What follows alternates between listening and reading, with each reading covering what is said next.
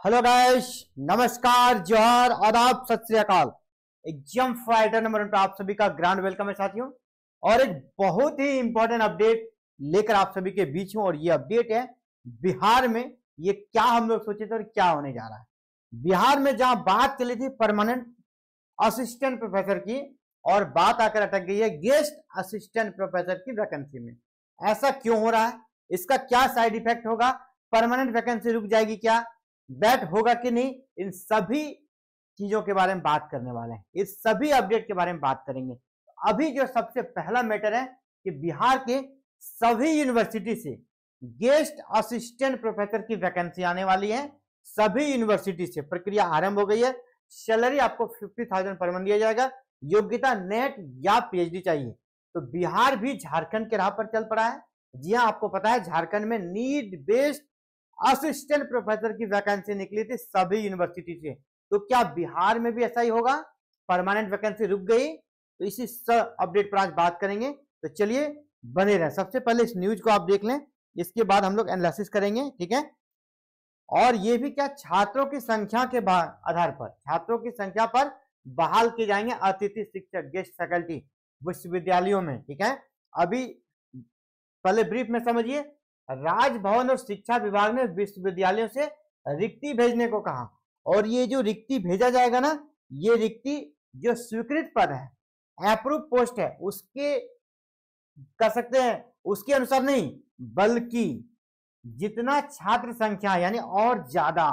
देखिए बिहार में भी क्या है ना, जो रिक्ति निकलती है, जो वैकेंसी निकलती है, जो स्वीकृत पद है उसके अकॉर्डिंग, लेकिन स्वीकृत पद जो गणना किया गया काफी पहले का है, उसके अकॉर्डिंग जिस प्रकार स्टूडेंट है ये काफी पीछे रह जाता है स्वीकृत पद। इसीलिए कहा गया कि जितना अभी छात्र छात्राओं की संख्या है, ठीक है, उसके अकॉर्डिंग, और प्रत्येक 30 बच्चे पर यहां पर एक टीचर, ठीक है, प्रत्येक 30 बच्चे पर एक टीचर की जगह आप लिख सकते हैं असिस्टेंट प्रोफेसर।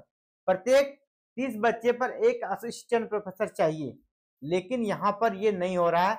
इसीलिए अब कहा गया है कि आप छात्र छात्राओं की संख्या के आधार पर यहां पर अतिथि शिक्षकों की बहाली करें, और किस यूनिवर्सिटी में कितने स्टूडेंट है, वहां कितने गेस्ट फैकल्टी की जरूरत है, सारी रिक्तियों को शिक्षा विभाग और राजभवन ने मांगा है। क्यों? नियमित नियुक्ति होने तक अतिथि शिक्षकों को रखने का बना है सहमति। यानी आप पहला आंसर आपको मिल गया, नियमित नियुक्ति होगी, परमानेंट वैकेंसी आएगी, ठीक है, वो कैंसिल नहीं है, ये तात्कालिक व्यवस्था है, ठीक है। तो परेशान नहीं होना है। और आपके लिए और एक चीज बता दूं, जब नियमित नियुक्ति होगी तो इसके पहले गेस्ट की नियुक्ति हो जाएगी, तो नियमित नियुक्ति जो होगा ना, वो निश्चित रूप से लेट होगा। अब आराम से, जब तत्काल में आपका समस्या सुलझ जाता है ना, मान लीजिए आपको बहुत भूख लगा है, ठीक है, बहुत ज्यादा भूख लगा है, आप 2 बिस्किट खा लिए, तो आपका भूख कुछ समय के लिए स्टॉप होगा, आराम से खाइएगा फिर ना। तो वही होता है।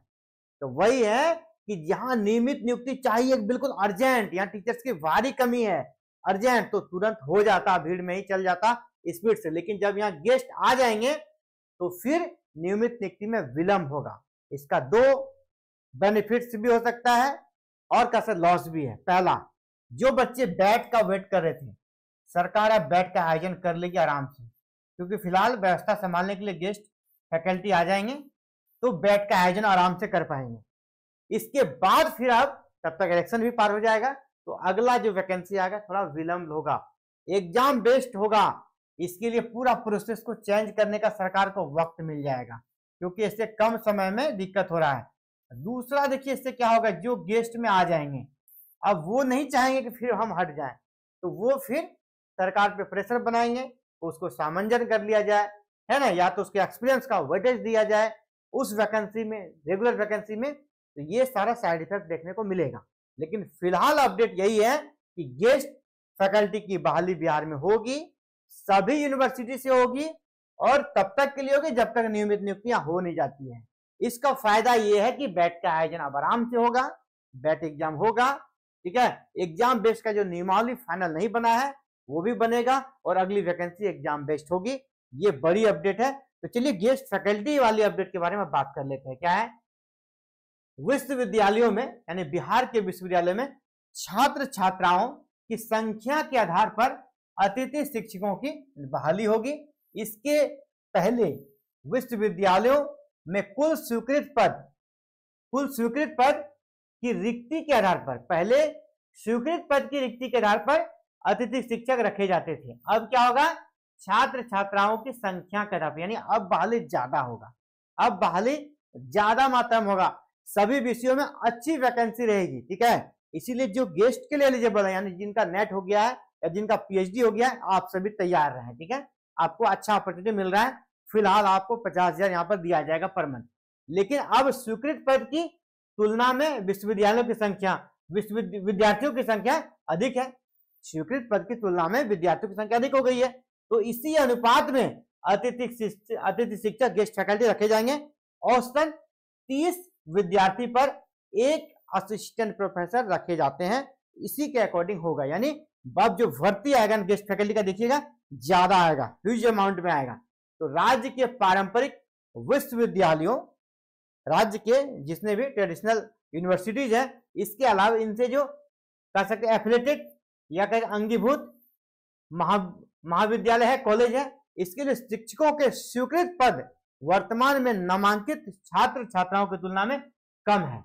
इसलिए वर्तमान में, चलिए इसको जरा नीचे कर दें, इसलिए वर्तमान में विश्वविद्यालयों और कॉलेजों में नामांकित छात्र छात्राओं के आधार पर, जितने बच्चे नामांकित है उसके आधार पर, जितने बच्चे नामांकित है उसके आधार पर अतिथि शिक्षक रखा जाएगा। इस मामले पर राजभवन है ना, राजभवन और शिक्षा विभाग की कर्मचारियों के बीच भी चर्चा हो चुकी है, बैठक हो चुकी है। इस पर हमने अपडेट दिया था आपको, चर्चा हो चुकी है। सभी विश्वविद्यालयों से है ना विभिन्न विषयों में नामांकित छात्र छात्राओं के आधार पर अतिथि शिक्षक बहाल करने के लिए रिक्ति मांगी गई है। सभी यूनिवर्सिटी से रिक्तियां यहाँ पर मांगी गई है और बहुत जल्द आपको गेस्ट फैकल्टी की वैकेंसी यहाँ पर देखने को मिलने वाली है। तो वैसे बच्चे जिनका नेट हो गया है, चाहे आप किसी भी स्टेट से हो, अगर अदर स्टेट से हैं तो आपको यूआर में फाइट करना होगा, नेट या पीएचडी दोनों में से कोई एक है, तो आप अभी से अपने सारे डॉक्यूमेंट्स को रेडी रखें। अच्छी कर सकते हैं यहाँ पर आपको अपॉर्चुनिटी मिलेगी। और आपको ये भी पता है बिहार में जब परमानेंट वैकेंसी आएगी उसमें फिलहाल अभी क्या कहा गया है, 80 और 20 का रेशियो है। 80 आपका एग्जाम है, ये 80 क्या है आपका एग्जाम है, और 20 में से 10 आपका इंटरव्यू है और 10 एक्सपीरियंस है। तो 10 नंबर जो आपका एक्सपीरियंस है यहाँ पर, 10 नंबर एक्सपीरियंस का, वो उसका नंबर आपको यहाँ से मिल जाएगा। अगर आप फिलहाल अभी गेस्ट फैकल्टी में ज्वाइन कर लेते हैं तो एक्सपीरियंस का जो 10 नंबर है ना, वो आपको यहाँ से मिल जाएगा और इंटरव्यू में आपको वेटेज मिल जाएगा। ठीक है, इंटरव्यू में आपको वेटेज मिल जाएगा। तो इस गेस्ट फैकल्टी की वैकेंसी को भी हल्के में नहीं लेना है, आपको इसके लिए कर सकते हैं तैयार रहना है, इसकी इंटरव्यू के लिए तैयार रहना है, क्योंकि मुकाबला टाइट होगा। इंटरव्यू एपीआई के आधार पर सिलेक्शन होगा। जो गेस्ट फैकल्टी की बहाली होगी ये एपीआई बेस्ड होने वाला है ना, एकेडमिक परफॉर्मेंस इंडेक्स। यहाँ पर इंटरव्यू के आधार पर आपका सिर्फ सिलेक्शन हो जाएगा, बस एक इंटरव्यू होना है, आपका एकेडमिक मार्क्स को जोड़ा जाएगा। तो ये आपके लिए अच्छी अपॉर्चुनिटी हो सकती है। और थोड़ा निराशाजनक खबर ये रहा, जो सीधे परमानेंट की वैकेंसी चाह रहे थे उसको विलंब लगेगा, लेकिन ये नहीं है कि वो वैकेंसी नहीं आएगी, ये तत्कालिक व्यवस्था है, वो वैकेंसी आएगी और सिलेक्शन एग्जाम बेस्ड होगा।